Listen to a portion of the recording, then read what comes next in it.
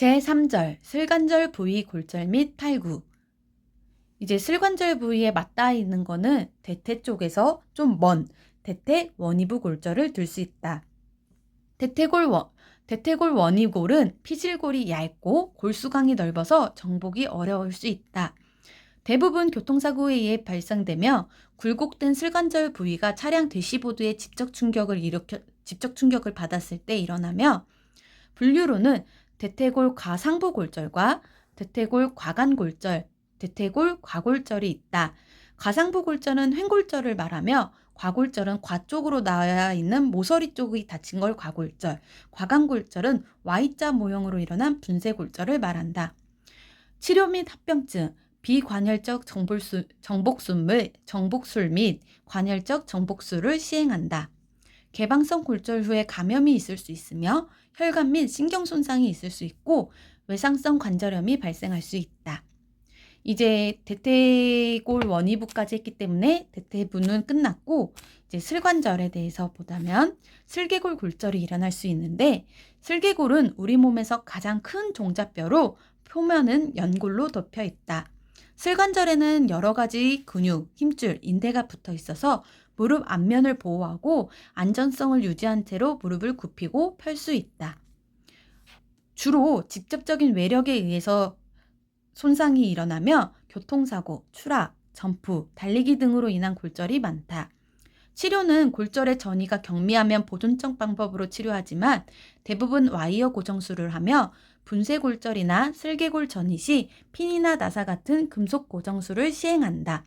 보통 이 슬개골이 다쳤을 경우에는 6에서 10주 정도의 이제 회복 기간이 필요하다. 합병증으로는 외상성 관절염이 발생한다.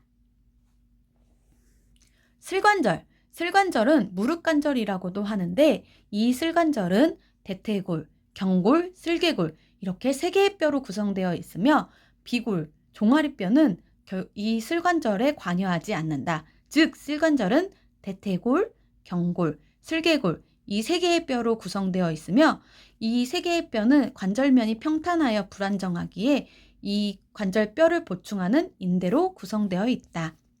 인대는 전방 십자인대, 후방 십자인대, 내측 측부인대, 외측 측부인대, 반월상 연골, 슬개인대로 이루어져 있으며, 전방 십자인대의 경우 후방 십자인대보다 두께가 가늘기 때문에 무릎 회전 충격에 더 많이 노출되고 있다. 일반적인 운동에서도 파열될 수 있고, 이 전방 십자인대 같은 경우 경골, 정강이 뼈가 전방으로 이동되는 것을 방지한다. 과신전 및 경골의 회전을 방지하는 역할을 한다. 보면은 여기 전방 십자인대가 아주 조그만하게 있는 게 전방 십자인대이다. 완전 파열, 완전 파열이 될 수 있으며 출혈, 붓기, 회복이 돼도 계속 덜렁거리는 느낌이 날 수 있다. 반드시 재건 수술이 필요하다. 허벅지 뒷근육 햄스트링 강화로 이 전방 십자인대의 파열을 예방할 수 있다. 후방 십자인대는 이제 전방 십자인대 ACL에 비해 굵고 튼튼하다. 그렇기 때문에 무릎을 꿇고 강하게 떨어졌거나 교통사고와 같은 강한 충격에 의해 파열이 되며 경골이 후방으로 이동하는 것을 방지한다.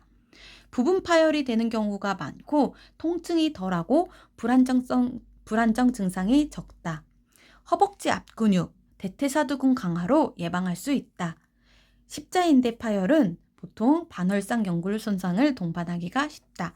전방 십자인대는 얇기 때문에 일반적인 운동에서도 파열되지만 후방 십자인대는 여기 이렇게 두껍기 때문에 무릎을 꿇고 강하게 떨어졌을 때, 교통사고와 같을 때 파열된다. 다시 한번 말하면 전방 십자인대는 경골이 전방으로 이동되는 걸 방지하고 후방 십자인대는 경골이 후방으로 이동되는 걸 방지한다. 내측 측부인대, 경골 내과에 부착되어 있다.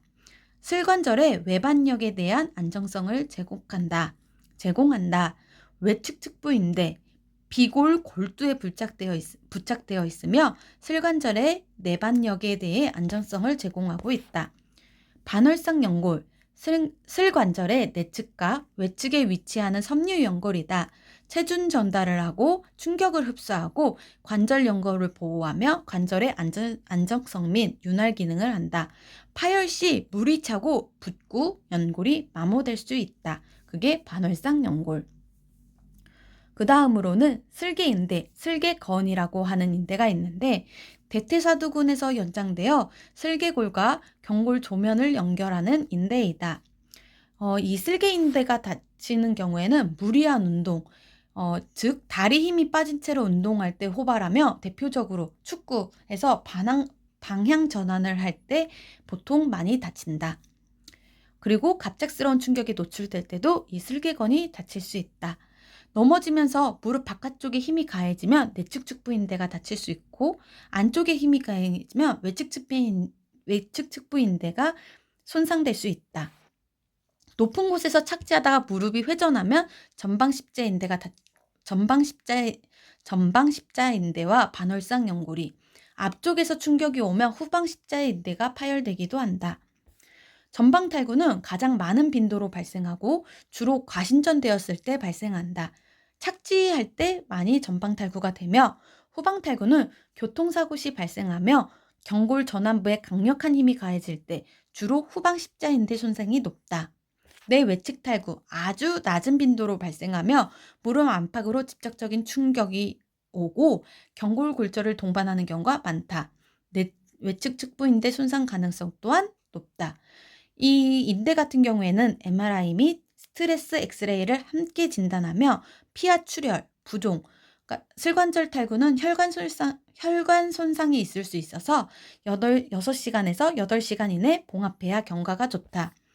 8시간 이내 혈관 손상을 적절히 치유되지 않으면 절단 가능성이 높아지고 합병증으로는 슬화동맥 손상, 총비골신경 및 경골신경 손상, 퇴행성 관절염이 발생할 수 있다. 이제 슬화동맥 진단 방법으로는 이제 도자 페달 아터리의 맥박 촉지, 그리고 혈관 조영술, 도플러 측정 방법이 있다.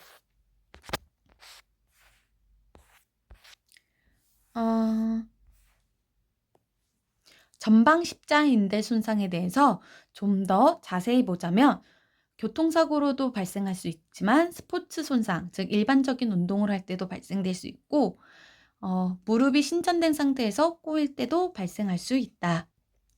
전방 십자인대가 파열되면 주저앉거나 인대가 끊어지는 소리가 툭 하고 나기도 한다. 이제 이학적 검사로는 전방 전이 검사, 라크만 검사, 그 다음에 피벗 쉬프트 테스트, 그 다음에 방사선 검사를 할 수 있다. 이학적 검사로는 전방 전이 검사, 라크만 검사, 피벗 쉬프트 테스트를 할 수 있는데 그중 전방 전이 검사는 환자를 바로 눕힌 다음 고관절 및 슬관절을 70에서 90도로 굴곡한 후 하태부를 전방으로 당겨서 검사한다. 라크만 검사, 슬관절을 20에서 30도 굴곡시킨 상태에서 한 손으로는 대퇴골을 잡아 고정한 후 다른 손으로는 경골을 잡아서 앞으로 당긴다. 검출률이 높아서 많이 사용되는 게 라크만 검사이다. 피벗 쉬프트 테스트는 주축 변이 검사라고도 하는데 이제 그 전방 십자인대와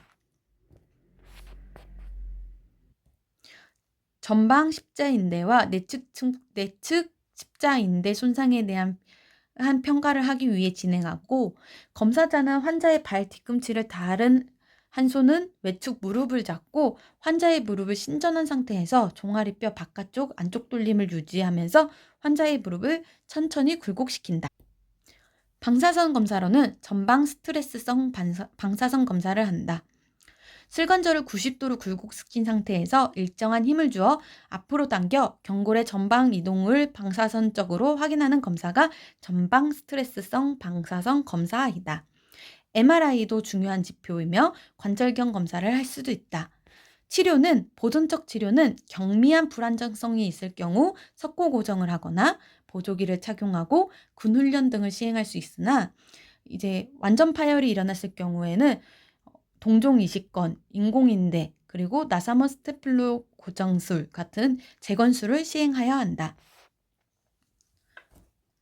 무릎 십자인대 파열, 넙다리뼈에 대해 정강뼈가 앞으로 이동 또는 과도하게 펴지는 것을 방지하는 것으로 이제 경골의 돌림을 제한한다. 후방 십자인대 손상. 후방 십자인대 같은 경우에는 아까 말했던 이 전방 십자인대보다 두껍기 때문에 일반적인 운동에선 잘 끊어지지 않으나 자동차 사고 시 무릎을 굽힌 상태에서 타격이 가해지는 대시보드 손상 등 교통사고나 높은 곳에서 착지하다가 회전력이 작용하면서 손상이 오기도 한다. 후방 십자인대 손상됐을 경우 손상 당시 휘청거리는 느낌과 더불어 심한 통증, 관절 운동이 제한되고 피하 출혈이 일어나고 압통, 종창 등 삼출액이 발생될 수 있다. 이학적 검사로는 후방 전이 검사와 후방 SAG 검사와 증상 검사와 외전 전방 검사, 대퇴사두근 능동 검사를 할 수 있다. 이학적 검사에서 후방 전이 검사는 고관절 및 슬관절을 70에서 90도로 굴곡한 후 하태부를 후방으로 밀어서 검사하는 것이고, 후방 SAG 검사 증상은 슬관절을 90도로 굴곡시킨 상태에서 경골이 슬개골보다 후방으로 전이되는 증상으로 양성시 후방 십자인대 손상을 시사한다. 외전 전방 검사. 외전 전방 검사는 환자의 일족지를 잡고 슬관절을 신전한 채로 들어 올릴 때 5에서 10도의 슬관절 가신절과 과도한 경골 외회전이 관찰되면 후방 십자인대 손상을 시사한다. 대퇴사두근 능동 검사. 대퇴사두근 능동 검사는 환자를 바로 눕히고 무릎을 60에서 90도 굴곡시킨 후 대퇴사두근을 수축시키면서 어떠한 증상이 사라지며 후방 십자인대 손상을 시사한다. 그러니까 이학적 검사는 후방 전이 검사, 후방 SIG 증상, 외전 전방 검사, 대퇴사두근 능동 검사를 시행한다. 방사선 검사는 아까와 같이 후방 스트레스 방사선 검사, MRI 관절경 검사를 동일하게 진행한다. 내외측 측부인대 손상. 넘어지면서 무릎 바깥쪽에 힘이 가해지면 내측 측부인대가, 안쪽에 힘이 가해지면 외측 측부인대가 손상된다. 외측은 때로는 비골신경 손상을 동반한다. 증상은 동통과 함께 근경련 때문에 보행 및 체중 부하가 어려워지고 시간이 경과함에 따라 종창이 더욱 심해진다. 급성기를 지나면 통증은 줄어들지만 무릎 관절의 불안정성은 심해진다. 이학검사는 측방 동요 검사를 하는데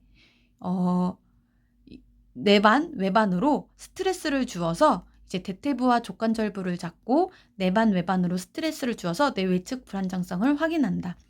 방사선 검사로는 외반 스트레스 방사선 검사, 내반 스트레스 방사선 검사를 진행한다. 외반 스트레스 방사선 검사는 내측 측부인대를 파열을 검사하는 방법이고, 내반 스트레스 방사선 검사는 외측 측부인대 파열을 검사하는 방법이다. 손상 경미할 때는 냉찜질과 목발, 보조기를 사용하고 석고 고정을 해주지만 완절 파열이 되고 슬관절 불안정증이 확실하면 십자인대 손상이나 반월상 연골 손상이 동반되기 때문에 조기 인대 봉합술이나 인대 재건술을 시행해야 된다. 대퇴사두근 강화 운동을 해야 된다. 불행 삼주징이라는 게 있는데 무릎 관절의 연이은 부상으로 내측 측부인대, 내측 반달연골, 전방 십자인대 손상이 동시에 일어났을 경우 불행의 삼주징이라고 한다. 불행의 삼주징, 무릎 관절의 연이은 부상으로 내측 측부인대, 내측 반달연골, 전방 십자인대의 손상이 동시에 일어났을 경우이다. 반월상 연골 손상. 반월상 연골 손상은 반달 모양의 섬유 연골로 슬관절의 내측과 외측에 위치하고 있다. 반월상 연골의 변연부는 인적 할액망구로부터 혈관 분포를 받아서 손상 시 치유가 용이하지만 내연부는 혈관 분포가 없어서 잘 치유되지 않는다. 손상 기전은 퇴행성 변화로 고무처럼 말랑말랑하고 탄성 있던 연골판이 딱딱하게 변성되기도 하며 탄성 잃은 반월상 연골판은 쉽게 닳거나 파열된다. 운동 중 무릎에 회전력이 가해졌을 때 발생한다.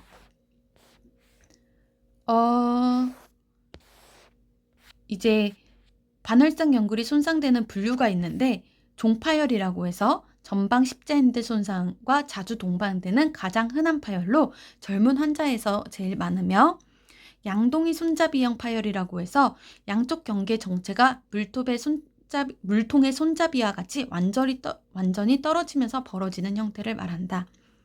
횡파열은 노인에서 호발하고 수평파열이라고도 한다.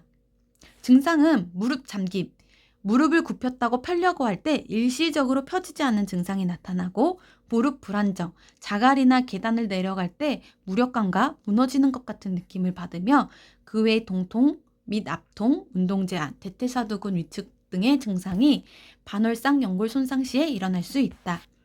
반월상 연골 손상의 진단 방법으로는 맥머리 검사와 아플레이 검사, 그리고 MRI 관절경 검사를 시행한다.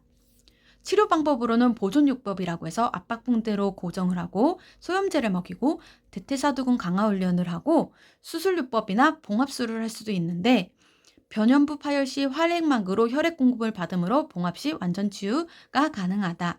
부분 절제, 완전 절제를 할 수 있으나 퇴행성 관절염의 원인이 되어서 예후가 나쁜 편이다. 슬내장증. 슬내장증은 외상 후 슬관절 연부 조직의 손상으로 운동통, 관절액 증가, 운동 제한 등의 기능 장애가 일어나는 상태를 총칭해서 슬내장이라고 한다. 슬내장증에서 손상이 의심되는 조직으로는 전후방 십자인대 및 내외측 측부인대 및 반월상 연골, 슬관절의 인대의 전체가 이제 슬내장증에서 손상이 의심되는 조직이고, 관절 내 유리체, 관절 내에서 떠돌아다니는 유리물질을 말하고 뼈 조각일 수도 있고 관절염으로 생긴 골극이나 연골이 떨어져서 발생할 수 있다. 류마티스 관절염 시 활액막이 초자화 반응을 일으켜 생성된 섬유초제 등이 발생할 수 있다.